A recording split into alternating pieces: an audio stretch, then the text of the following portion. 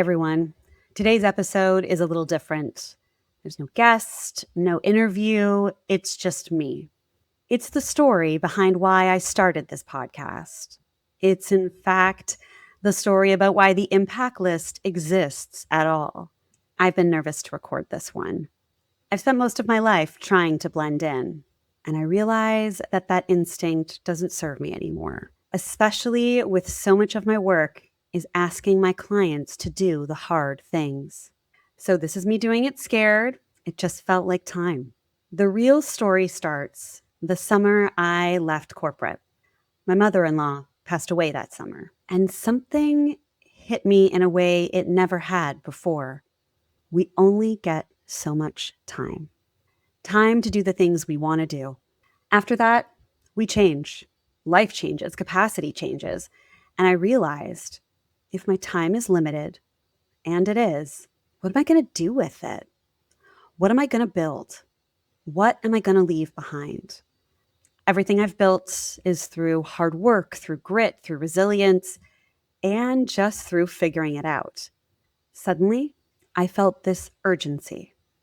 Not panic, but clarity.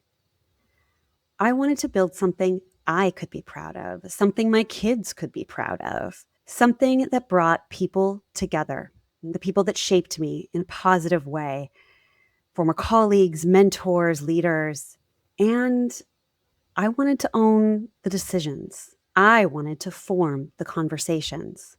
In my last few corporate roles, I've sat at the executive table.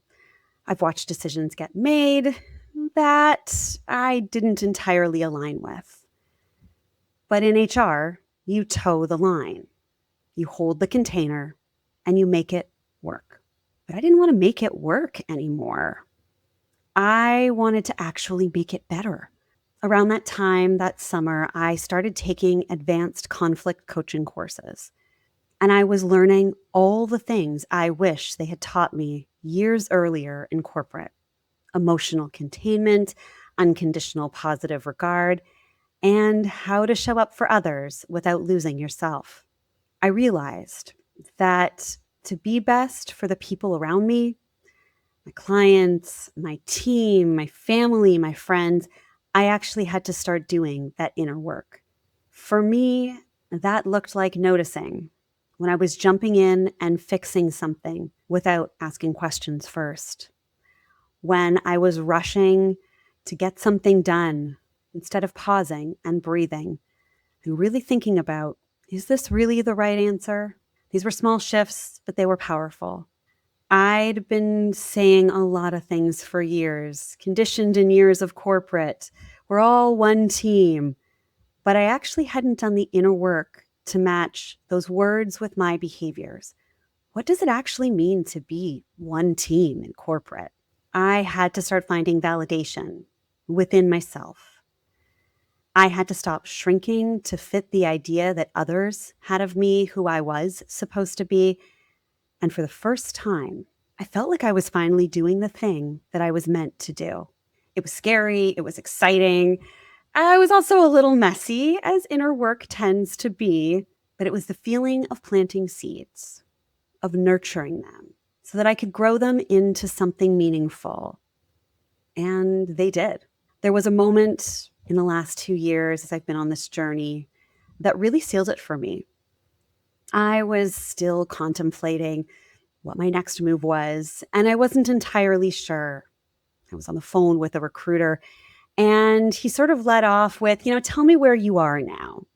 Are you an ex-Big Four consultant waiting for your next big gig? Or are you just an independent consultant ready to augment any projects that might come up and spell off team members?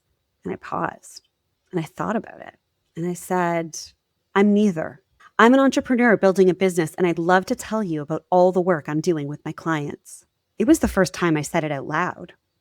And it was the moment that I knew, for now at least, I'm not going back. I never say never. Life takes you in wild ways. But for now, I've already played the head of HR role.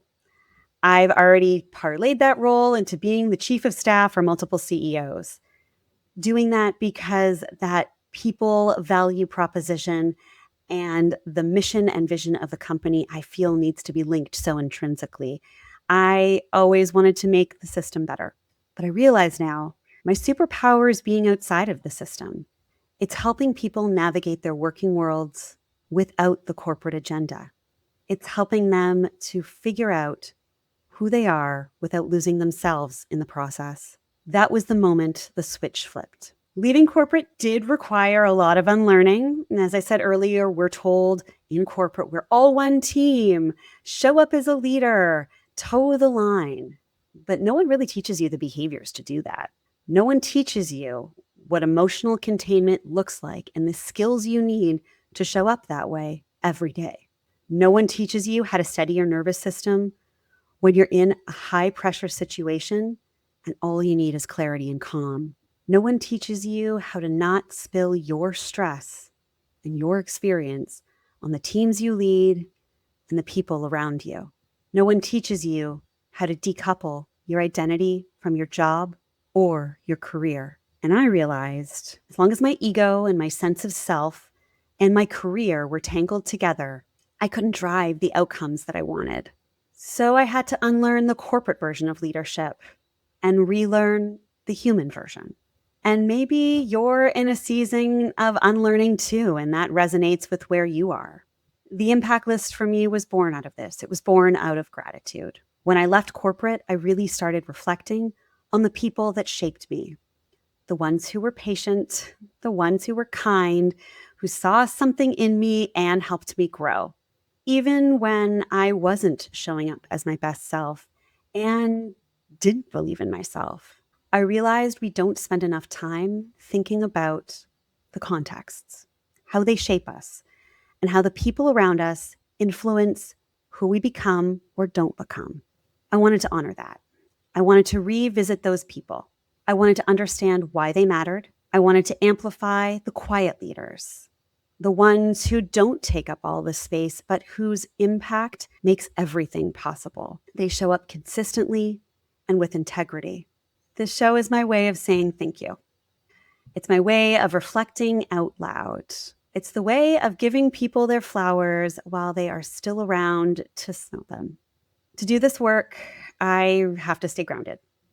For me, that's possible with a growth mindset. Anything is possible. I just haven't done it yet. It means sleep, it means movement, it means nourishment and time alone, but it also means practicing intentional gratitude.